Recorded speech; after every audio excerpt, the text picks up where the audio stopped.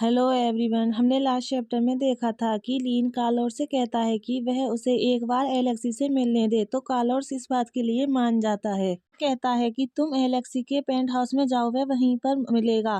तभी लीन वहां पर जाता है। तभी वहां पर एलेक्सी आ जाता है। तो लीन कहता है, हूँ एलेक्सी, तुम वापस आ गए।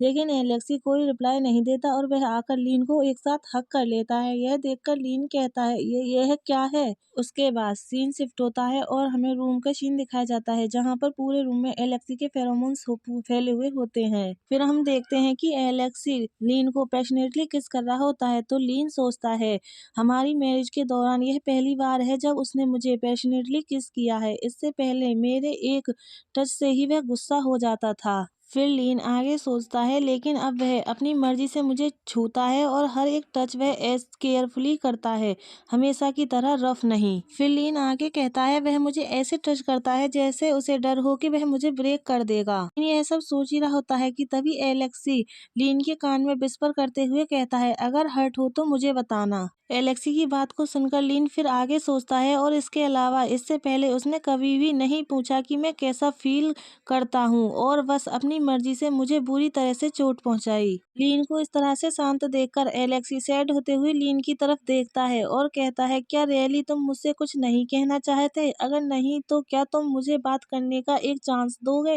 एलेक्सी की बातों को सुनकर लीन भी सैड होकर एलेक्सी के फेस को टच करते हुए सोचता है, तुम पहले ऐसे क्यों नहीं थे? ऐसा क्या हुआ जिससे ये फर्क पड़ा? तुम्हारे जाने के बाद तुम्हें इस बात की भी परवाह नहीं रही कि मैं कैसा था। यह सोचने के बाद लीन एलेक्सी के लिप्स को टच करते हुए कहता है, नहीं, यह बात करने का टाइम नहीं है, इसे डालो। और फिर सोचता है, अब बात करने का क्या फायदा। लीन की बातों को सुनकर एलेक्सी लीन के साथ इंटीमेट होने लगता है। तो लीन मूनिंग करते हुए फिर आगे सोचता है, अब तुम्हारे सारे वर्ड बेकार हो चुके हैं, बात करने के लिए बहुत देर हो चुकी है। फिर वह आगे कहता है, मैं तुमसे कुछ भी नहीं सुनना चाहता, अगर तुम सिर्फ सॉरी ही कहोगे। मूनिंग करते हुए लीन एलेक्सी से कहता है, एलेक्सी टू फास्ट। यह सुनकर एलेक्सी लीन को हक कर लेता है। तो फिर लीन आगे सोचता है, आज हमारे साथ रहने का लास्ट दिन होगा। अगर तुम और मैं एक साथ नहीं रह सकते तो मुझे उम्मीद है कि मुझे तुम्हें फिर कभी नहीं देखना पड़ेगा। फिर एलेक्सी लीन की तरफ देखने लगता है। तो लीन भी एलेक्सी की तरफ देखते हुए आगे सोचता है, यह हमारे लिए एंड है। एलेक्सी, मुझे इतनी बुरी तरह से तोड़ने के लिए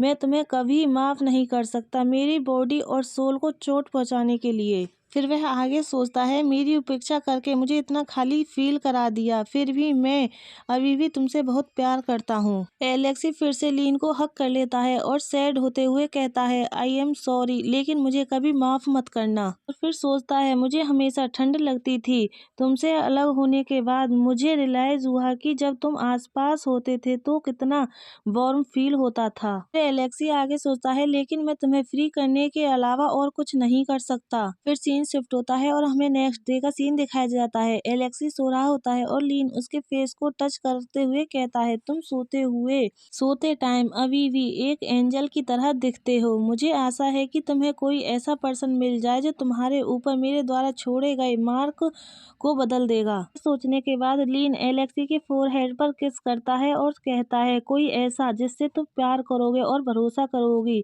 और जिसे तुम अपना दिल दे सकोगे। यह बोलकर लीन वहां से जाने लगता है और हमें एक टेबल पर एक लेटर दिखाया जाता है और लीन कहता है, गुड बाय एलेक्सी। फिर सीन शिफ्ट होता है और हमें दिखाया जाता है एलेक्सी जाग जाता है और वह देखता है तो वह डिवोर्स पेपर होते हैं। उन्हें पकड़कर एलेक्सी के हाथ कांपने लगते हैं और वह कहता है, हाँ, ऐसा लगता है कि तुम्हें किसी के बेहोश होने पर आने और जाने की आदत है। लीन ने डिवोर्स पेपर के साथ एक लेटर भी छोड़ा होता है। उस लेटर में लिखा होता है, हो सकता है कि मैंने हमारे रिलेशनशिप में इनफ प्रयास नहीं किया हो, लेकिन मैं तुमसे सच्चा प्यार करता हूँ। हमने सब कुछ गलत तरीके से शुरू किया, हालांकि तुमने अपना हार्ट मेरे लिए खोला होता और मुझे अपनी सारी फीलिंग्स और सीक्रेट शेयर करने का मौका दिया होता तो हमें इस तरह खत्म नहीं होना पड़ता। इनने फिर आगे लिखा होता है, मैं समझता हूँ कि तुम्हारे लिए मैं सही पर्सन नहीं हूँ, तुम मुझसे नफरत करते हो और अपने फादर के प्रति अपनी नाराजगी के कारण मुझे निजी नजरों से देखते हो। तुमने उनकी सारी गलतियों का ब्लेम मुझ पर डाल दिया। मैंने इसे एक्सेप्ट कर लिया, हालांकि मैं अब इस मैरिज को जारी नहीं रख सकता। लीन आगे लिखता है, क्योंकि तुमने ने मुझे जो पेन दिया है उससे मुझे खुद से भी नफरत हो रही है। मैंने तुम्हारे फादर की सारी डिमांडें पूरी कर दी हैं। मैंने उन्हें वह दिया जो वह चाहते थे, साथ ही वह भी जो तुम चाहते थे, इस हमारे रिलेशनशिप से आज़ादी। फिर लीन आगे लिखता है, मैंने डिवोर्स पेपर पर साइन कर दिए हैं। मेरी सिर्फ एक ही रिक्वेस्ट है, प्लीज हमारे बेटे का ख्याल रखना। Good bye Alexei. यहीं पर लीन का लेटर लास्ट हो जाता है। यह सब पढ़कर और डिवोर्स पेपर को देखकर एलेक्सी कांपने लगता है और एलेक्सी अपने दांतों को पीसते हुए कहता है, तुमने मुझसे मैरिज करने का रीजन सीक्रेट रखा, तुमने अपनी प्रेगनेंसी मुझसे छिपाई, मैंने इस नतीजे का भविष्य वाणी भी की थी। एलेक्सी आगे कहता है, हालांकि मुझे उम्मीद नहीं थी कि तुम अपने बच्चों को रखने के लिए कोई प्रयास भी नहीं करोगे। सीन शिफ्ट होता है और हमें नेक्स्ट डे मॉर्निंग का सीन दिखाया जाता है। एलेक्सी कार्लोस के पास जाता है और वह कार्लोस से कहता है, क्या तुमने उसे भी चाइल्ड को छोड़ने के लिए मजबूर किया? यह सुनकर कार्लोस अपने चाय के कप को टेबल पर वापस रखते हुए कहता है, वेल, हो सकता है कि मैंने उसे मजबूर किया हो, लेकिन उसने अपनी मर्जी से जाने का फैसला किया। तुमसे मैरिज करने से पहले ही उसने इस पर सहमति जताई थी। तुम भी उसका रीजन हो, क्या तुम यही नहीं चाहते? उसकी बातों को सुनकर एलेक्सी अपने सर पर हाथ रखता है और एक लंबी गहरी सांस छोड़ते हुए कहता है, वह पहले ही जा चुका है, इसलिए उसका पीछा मत करो फादर।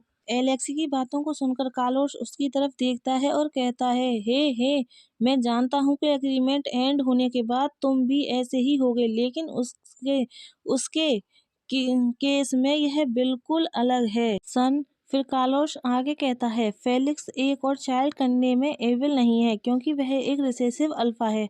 हालांकि लीन अलग है, तुमसे शादी करने के बाद उसकी कंडीशन स्टेबल हो गई है, वह दूसरे चाइल्ड को बर्थ दे सकता है। कार्लोस आगे बताता है, हालांकि वह थोड़ा मुश्किल हो सकता है, मैं ऐसा नहीं होने दूंगा, मैं यह जोखिम नहीं उठाऊंगा। कार्लोस की बातों को सुनकर एलेक्सी को गुस्सा आ जाता है और वह गुस्से में खड़े होकर चिल्लाते हुए कहता है, फादर, तुम बहुत ज्यादा हो। भले ही फेलिक्स ने मुझसे मारने की कोशिश की, लेकिन मैं अभी भी ठीक से सांस ले रहा हूँ, राइट? फिर वह गुस्से में चिल्लाते हुए आगे कहता है, लीन को कुछ भी पता नहीं था, वह इनोसेंट है, तुम्हारे और फेलिक्स के बीच खूनी झगड़े में उसे क्यों मरना चाहिए? एलेक्सी की ऐसी बातों को सुनकर कार्लोस को भी गुस्सा आ जाता है और वह गुस्से में अपने हाथों को फोल्ड कर कर एलेक्सी की तरफ घूरते हुए कहता है, तुम अभी भी अपनी लाइफ को चीप समझते हो।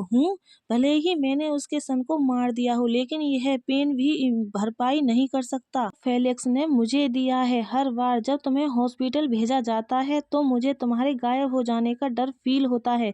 मुझे उसे इससे भी अधिक भयानक महसूस कराना है। कार्लोस की बातों को सुनकर एलेक्सी वापस सोफे पर बैठ जाता है और अपने सर पर हाथ रखकर अपने आप को शांत कराते हुए कहता है, फिर भी मैं तुम्हें लीन को मारने नहीं दे सकता, क्योंकि मैंने पहले ही उसे मुझ पर इम्प्रिंट छोड़ने दिया है।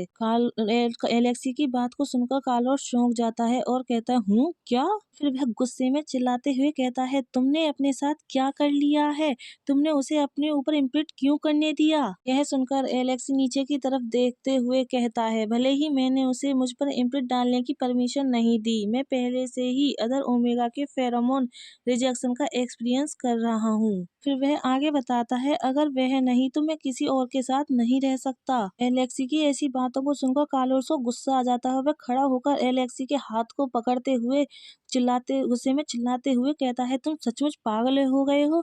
क्या तुम्हें नहीं पता कि तुम पर क्या बीतेगी? और फिर कहता है, मुझे बताओ कि तुमने उसे भी मार्क किया है? यह सुनकर एलेक्सी अपने हाथ को हटाते हुए फादर की तरफ देखकर कहता है, मैंने ऐसा नहीं किया है, मैंने उससे अपने उद्देश्य में इम्प्रिंट दिया, यह एक अनकम्प्लीट बॉन्ड था, मैं इतना स्टूपिड नहीं था कि उसके इफेक्ट को नहीं जान पाता। हालांकि हमने उसके साथ जो किया है उससे मिटाने के लिए यह भी इनफ नहीं होगा। एलेक्सी की बातों को सुनकर कार्लोस वापस सोफे पर बैठ जाता है और अपने आप को शांत करने के लिए एक लंबी गहरी सांस छोड़ता है और कहता है, मैं उसे वापस खींच कर लाऊंगा, भले ही मुझे उसके हाथ और पैर काटने पड़े, मैं उसे निश्चित रूप से वापस लाऊंगा। कार्लोस की बातों को सुनकर एलेक्सी कहता है, फादर, प्लीज इसे बंद करो, बस उसे जाने दो, मैं तुमसे विनती कर रहा हूँ, मुझे उसकी यहाँ आवश्यकता नहीं है। बस अब तुम फेलिक्सी और उसकी फैमिली के बारे में सोचकर खुद को परेशान ना करें। एलेक्स की बात को सुनकर कार्लोस अपने सर को ऊपर की तरफ करता है और कहता है, तुम्हें क्या लगता है वह कौन है?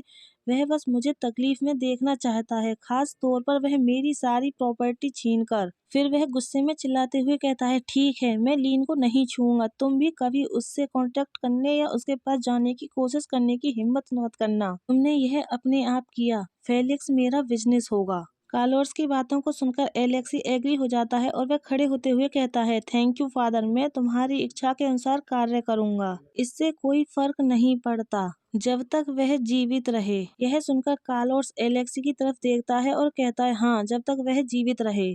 फिर एलेक्सी थोड़ा नर्वस होते हुए कहता है, मेरी एक विश और है फादर। यह सुनकर कार्लोस चिढ़ते हुए कहता है, यह क्या है? तो एलेक्सी एक लंबी गहरी सांस छोड़ता है और कहता है, मैं अपने सन को अपने साथ ले जाऊंगा। प्लीज मुझसे उसकी देखभाल करने दीजिए।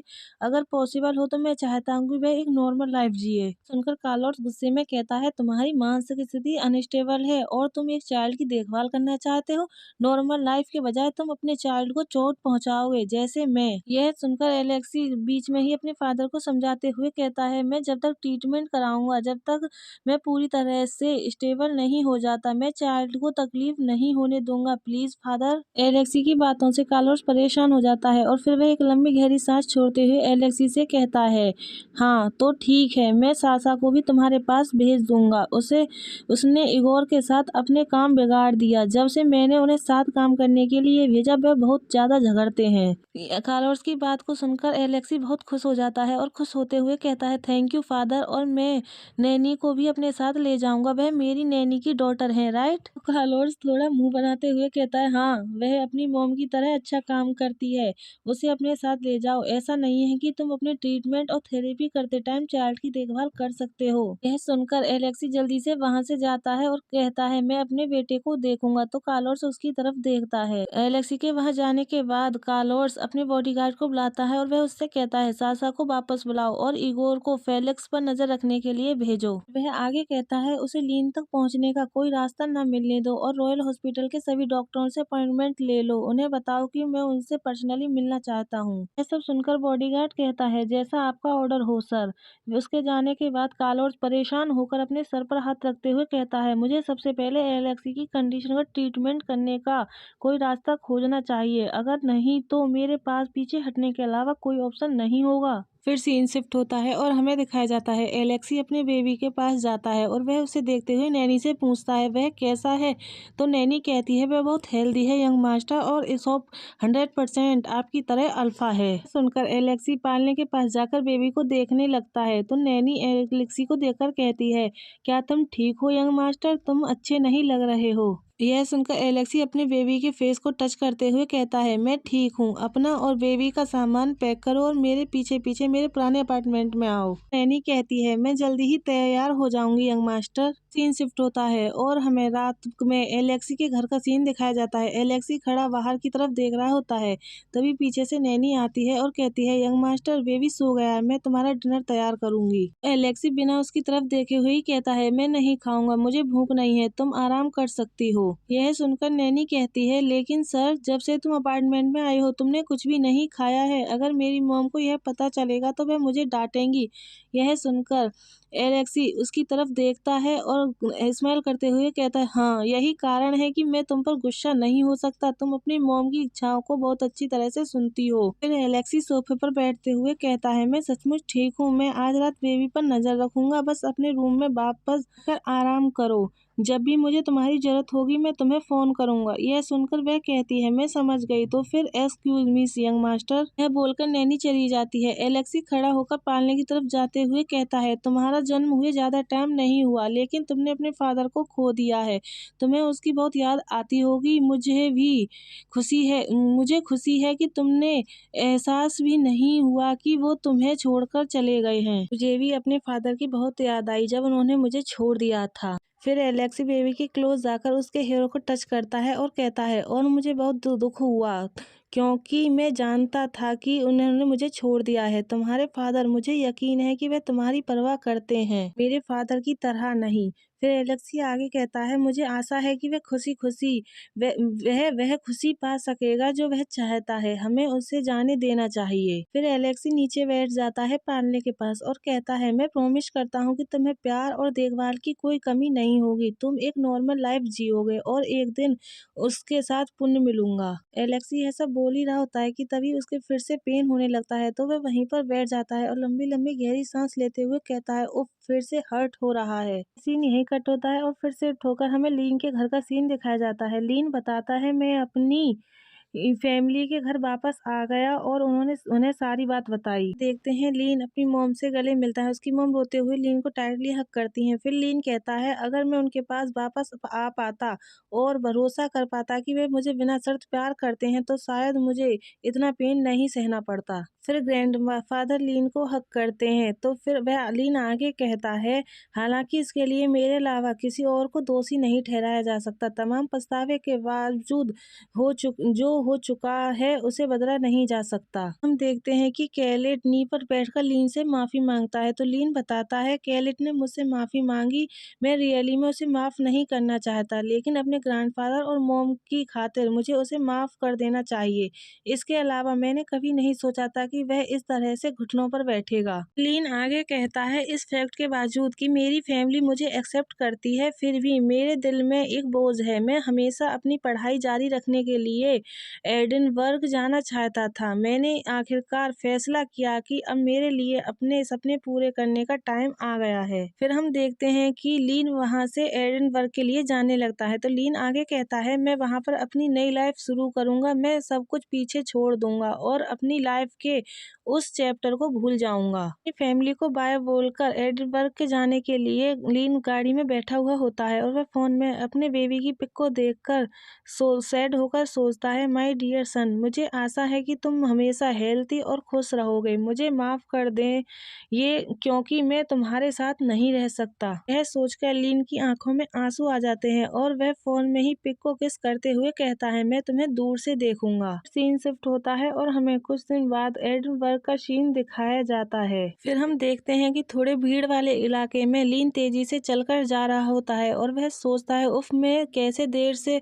सो सकता हूँ, मुझे देर हो गई है। हमारी स्टोरी में एक नए कैरेक्टर की एंट्री होती है, वह भी वहीं से तेजी से जा रहा होता है और लंबी लंबी सांस लेते हुए फोन पर बात करते हुए कहता है, मैं जल्दी वहां पहुंच जाऊंगा। हाँ हाँ, जब तक मैं वहां नहीं पहुंच जाता डॉक्टर प्रेस्टन को उसे संभालने दो।